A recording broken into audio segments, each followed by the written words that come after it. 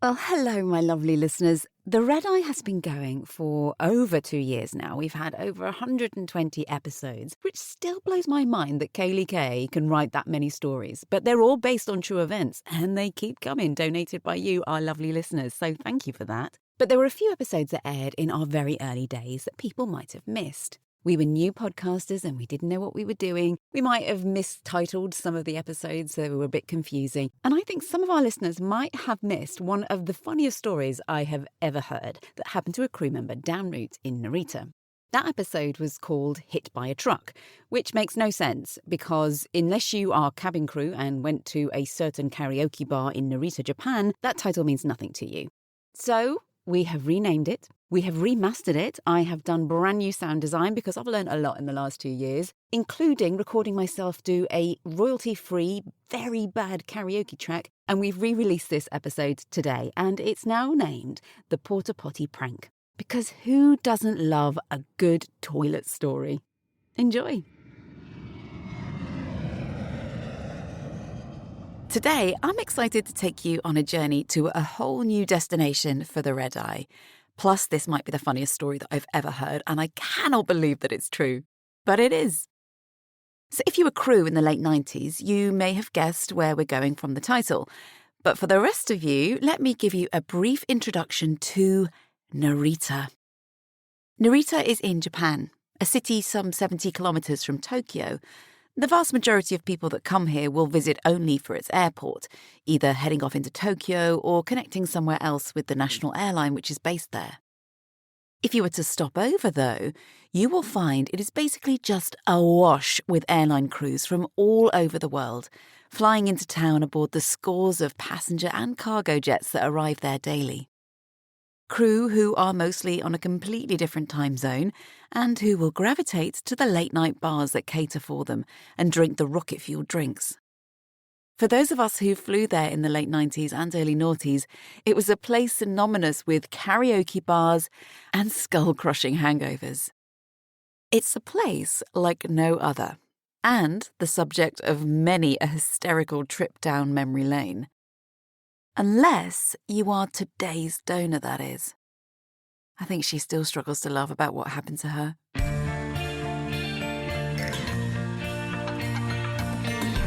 Doors to armed and cross-check. Come fly the Red Eye! Welcome aboard the Red Eye.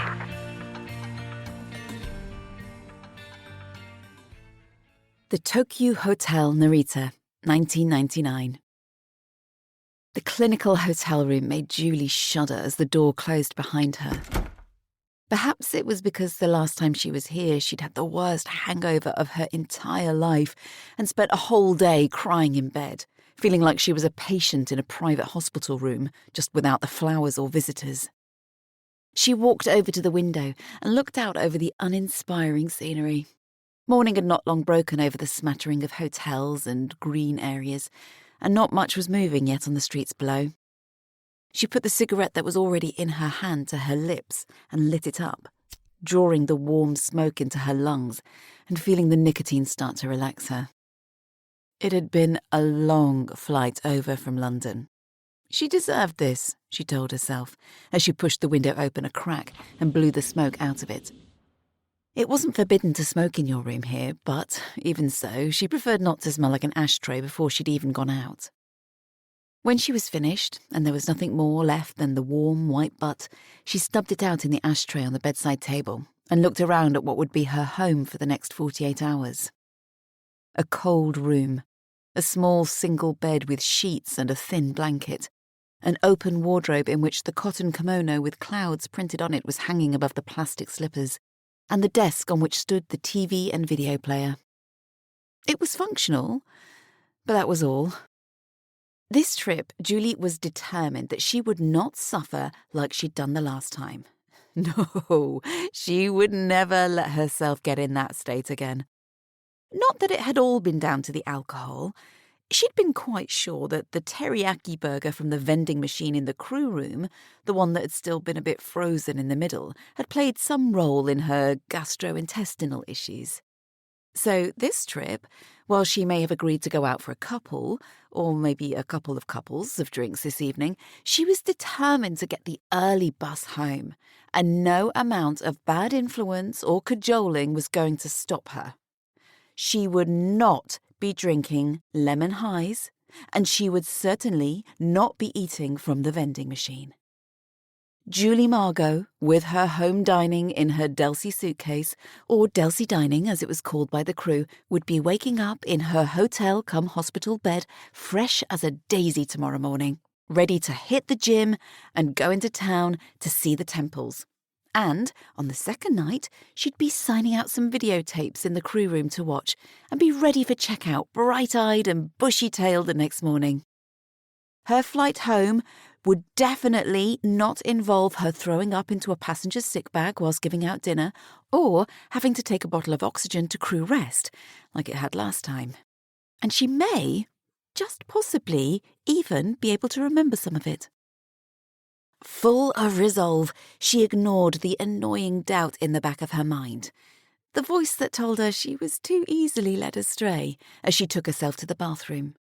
She closed the lid on the complicated toilet with its warm seat and buttons that shot water in all manner of directions, including in your eye if you tried to work them out whilst leaning over it. Thankfully, that was one thing that she had got to grips with whilst she had vomited into it on numerous occasions. Although a warm toilet seat would never seem right to her. To her, it always felt like someone had just got off it. She climbed on top of the seat and reached up to the low ceiling, pushing the tile with the most fingerprints on it up and sliding it backwards. You never knew what you would find up here. Things handed over from one of the numerous crews that stayed in the hotel, and she reached inside hopefully, patting around the edges until she felt something. "Bingo!" she exclaimed, pulling out a small miniature of gin, and behind it a tiny can of tonic, silently thanking the crew member who'd left it. It was as if they had known that this room would be assigned to Julie Margot next. Putting them in the sink, she reached in once more, further back this time, pulling out one thing after another from her very own Aladdin's cave. When she was certain there was nothing left, she jumped down and regarded her treasures with amusement. In total, as well as her gin and tonic, she'd found 4 Japanese beers, a porn magazine with dog-eared corners and crispy pages, a packet of condoms with one missing, and a VHS tape with the title Debbie Does Dallas. Apart from the G&T, she had no need for any of it, and so back in they all went to be found by the next person to stay in room 324. Pulling the towel back into place, she got down and washed her hands, the thought of the magazine sending an involuntary shiver down her back. It was so stereotypical, she thought, laughing to herself as she poured her drink and lit another cigarette. But she guessed men had their needs and all that male nonsense.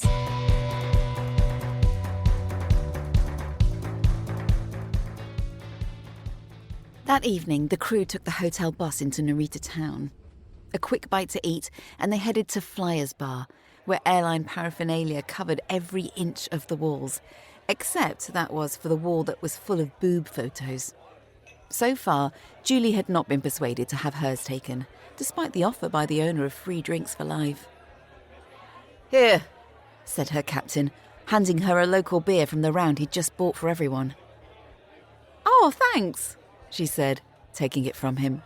She hoped that her false gratitude at least seemed genuine, while her inner voice was wailing. So far, she'd been happy to pay a little extra for the imported brands, knowing that as good as the local beer tasted, she would pay for it in the morning. The rumour was that it contained arsenic, and whilst no one had ever found proof of it, the fact was that its consumption was closely linked to the level of headache you could expect the next day. "Ah, well," she thought, seeing that everyone else was happily throwing theirs back. "I'm sure one won't hurt." At 10 o'clock, the now rather merry group moved on to the Barge Inn, and then suddenly, time seemed to speed up. As the clock struck 11, Julie found herself hit with making a decision that she'd been so sure about earlier. "So, who's coming to the truck?" asked one of the pilots. Julie gritted her teeth as the devil on her shoulder taunted her. Her mind and body were so awake. It was early at home after all, and she was sure she felt quite sober. Just down the lane were 2 buses. One would take her back to the hotel. The other would take her to the den of iniquity that was the truck. "I'm in," she said, adding for her own ears. "But I'm getting the early bus home." "Of course you are," someone laughed. "We're ready," the pilot called over to the bar, where the Japanese man, who was apparently going to drive the bus, was finishing his beer. He held up his hand to show he had heard, tipped his head back as he poured the rest of his beer down his throat, and slammed the empty bottle on the bar next to 2 others. "Let's go," he said with a clap of his hands, cheerfully leading them out.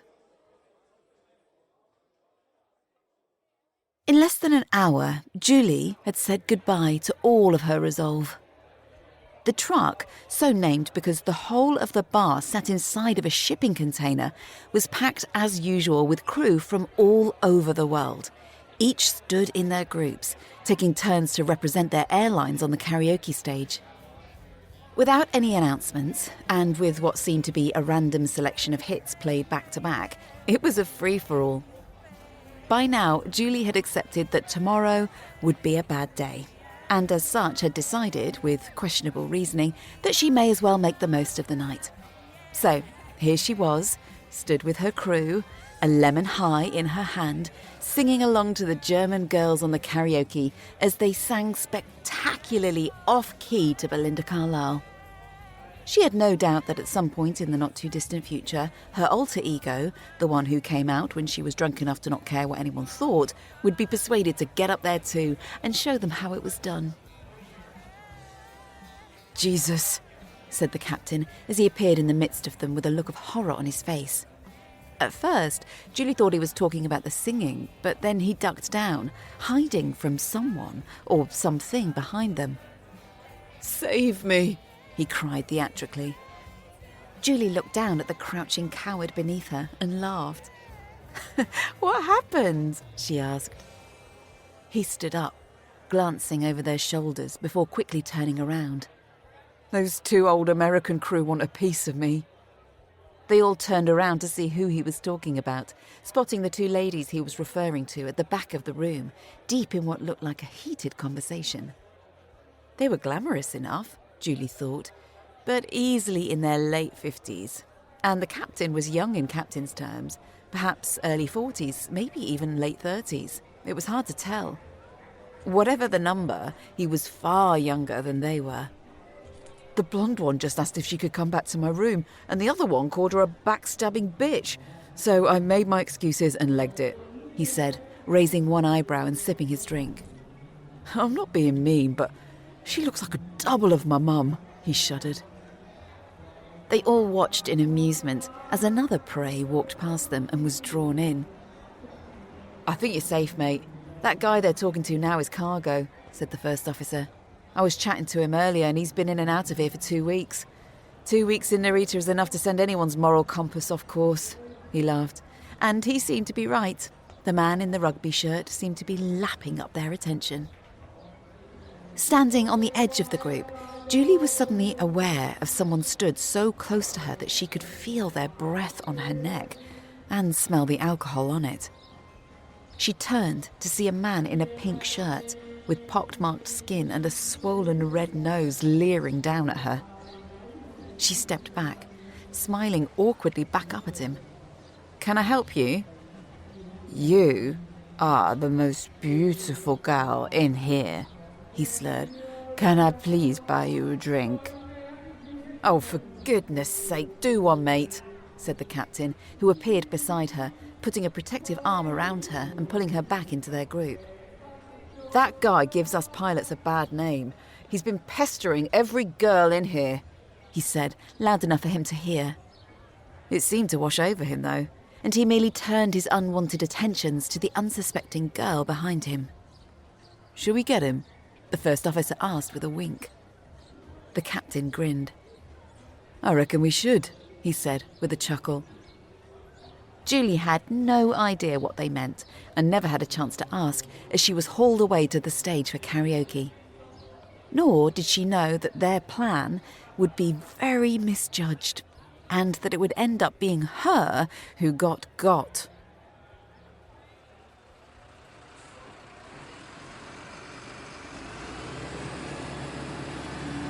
The 1:30 a.m. bus had long gone, and the 3 o'clock one would be along soon, and so, after putting it off for as long as she could, Julie staggered outside of the bar and to the toilets.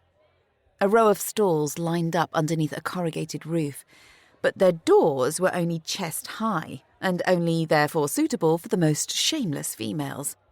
And so she waited patiently outside of the one Portaloo. As she made it to the front of the queue, the door opened, and out staggered the pilot from earlier, the one with the pink shirt.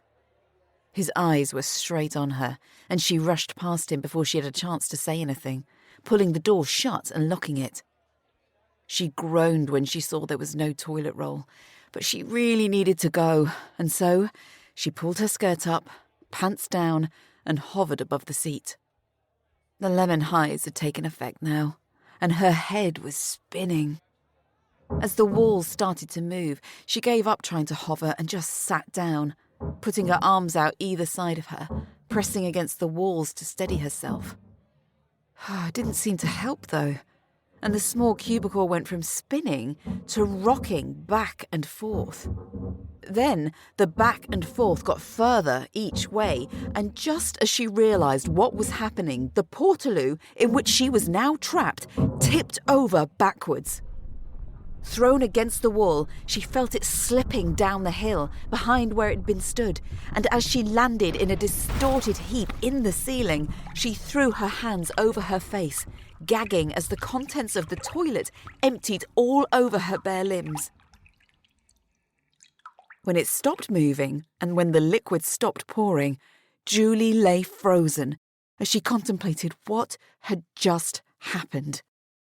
Julie Margot had just been toppled down a hill in a Portaloo. Julie Margot was upside down in a Portaloo. Julie Margot was covered in Portaloo liquid, upside down in a Portaloo. Suddenly sober, inside of her own body, she screamed, but nothing came out except a muffled cry. She wanted to shout for help. She knew that if she wanted to get out, that she should start pummeling the door or something to get their attention, but as she curled up in the ceiling, she stayed silent, overwhelmed by the idea of anyone seeing or smelling her like this. The thought of it was so far beyond humiliating that she'd rather just stay in here forever. In the fall, the light had gone out, and she was pleased that she could not see the substance that was now clinging to her skin as it dried. She reached down and pulled her underwear clumsily up, listening to the sounds of laughter and talking getting more and more distant, and then the sound of a vehicle's engine starting up as her bus home drove away. Eventually, when she felt safe from being found, she uncurled herself and went about finding the way out. Finding the handle, she pushed the door up and over, its weight heavy now that it was above her. She took a moment to appreciate the stars in the night sky above her and the fresh air that filled her nostrils before heaving herself up and clambering ungracefully out and over the door. On the hard plastic, she felt water seeping under her knees, and even when she had crawled into the rather spiky grass, the ground below seemed to be sodden. "Quit treading on my barley, mate, or I'll lop your flippin' lolly off," came an Australian voice out of the darkness. Julie's heart skipped a beat, and she quickly pulled her skirt, which had become hitched around her waist in her efforts to get out, down to cover her underwear. With just the moonlight to see by, she could just make out a figure sat a few feet away on the grass. She stood up and looked down at what she was standing on, realising, now that he had mentioned it, that whilst it wasn't barley, it was rice. She had landed in a rice field. She stank, And, she realised as the adrenaline left her, she was still so drunk that she wasn't even sure if she cared right now. "It's not barley, it's rice," she muttered, sitting back down and then laying, shutting her eyes, just for a minute.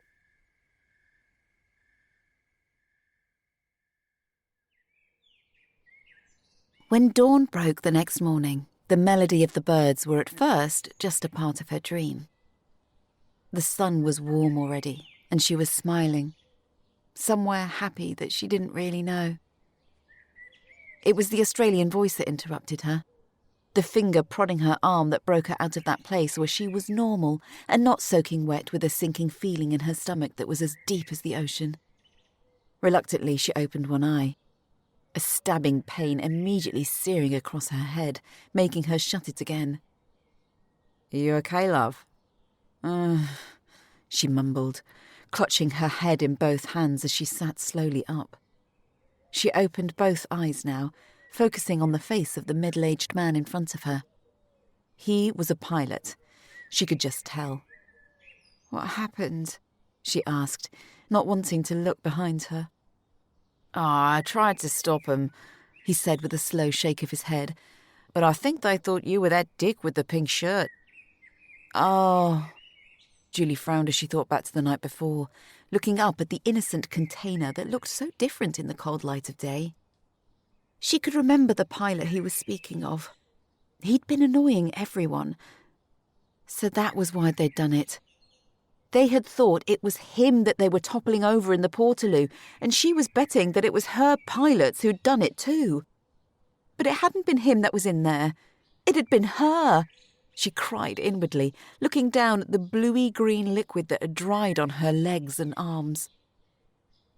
"I stink," she said. "Yep, you certainly do." Julie shot him a sideways look, unsure if she'd be offended or not. Was he laughing at her? Why were his shoulders shaking like that? "You're not looking so great yourself," she retorted, looking him up and down. His beige trousers and checked shirt were soaked through from where he too had slept in the wet field. His dark hair stuck down on one side and up on the other. "Nope, I'm really not," he said, the laughter coming out now. A snigger that slowly built up to a belly laugh that made Julie laugh too, until they were both in hysterics. "They could probably smell me in Tokyo," Julie cried. "Oh, much further than that," he laughed, prompting Julie to punch him playfully in the arm with her blue-stained fist. "Phil, by the way," he said, when they'd managed to calm down somewhat. Julie looked down at his wet beige chinos and grinned. "Pilot?" she asked. He frowned. "Yeah, how did you know?" "Oh, I could just tell," she said. Chinos, boat shoes, check shirts, they were like a second uniform for pilots. Their land outfits, so to speak. She held out her hand. "Julie, pleased to meet you." They both looked at the blue stain that ran the whole length of her arm and onto the back of her hand, and she pulled it back, settling for a grateful smile instead. "Did you miss the bus home too?" she asked. Phil shook his head. "Nah, I couldn't leave you on your own like that, so I thought I'd just wait and make sure you're okay." "Really?" Julie asked, taken aback by what he was telling her. He shrugged, and she knew that he was telling the truth. This kind man, who didn't even know her, had slept in a saturated rice field next to a stinking Portaloo to make sure she was okay. "Wow," she said, struggling to find the words she needed. "Thank you," she said eventually, too hungover to think of anything better. "Any time," he smiled. "I've had a blast, but we should probably try and get home at some point, though." Julie looked down at herself and sighed. "I need a cigarette before I go anywhere," she said, reaching into her back pocket and pulling out a blue-soaked Marlboro packet. She opened it, confirming that the contents were blue too, along with a handful of yen. "Shit," she said, and tossed the packet behind her. Despite the fact that the yen were probably worth a few dinners at home, she was not up for the job of trying to make them usable. And as for the cigarettes...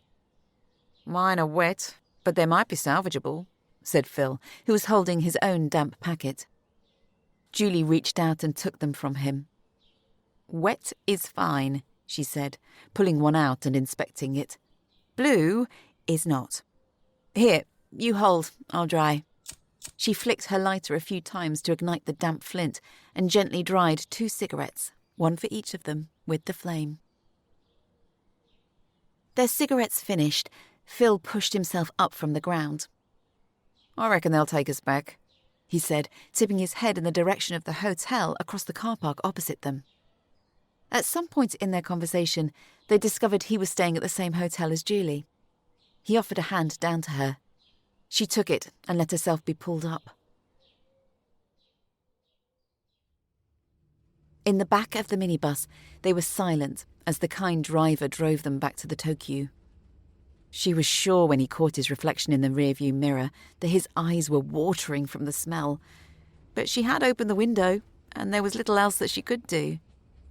She wondered if he would have been so accommodating and driven them if Phil hadn't gone in alone to ask. When they reached the hotel, she thanked him politely and looked down at the floor as she did the most shameful walk of shame she had ever done across the hotel lobby, grateful to Phil for staying at her side. Thank you so much for everything, she said once they were alone in the lift.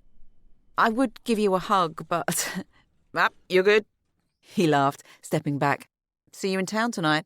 He asked, as the lift opened on her floor. She shook her head, no.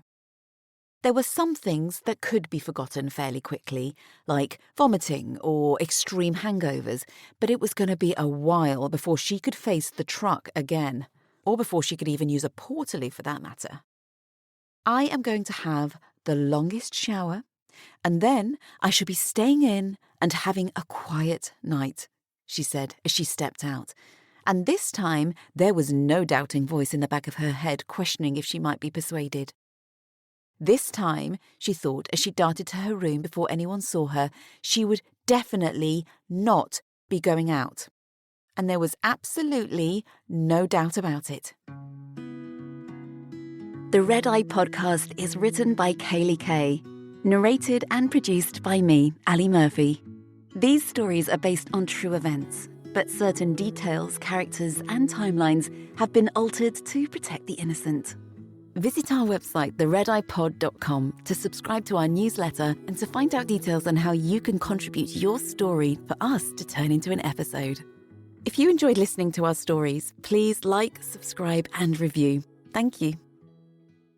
Thank you for listening to the Red Eye podcast. You guys are why we do this. We love the stories that you have, and we love telling you the stories that people share with us.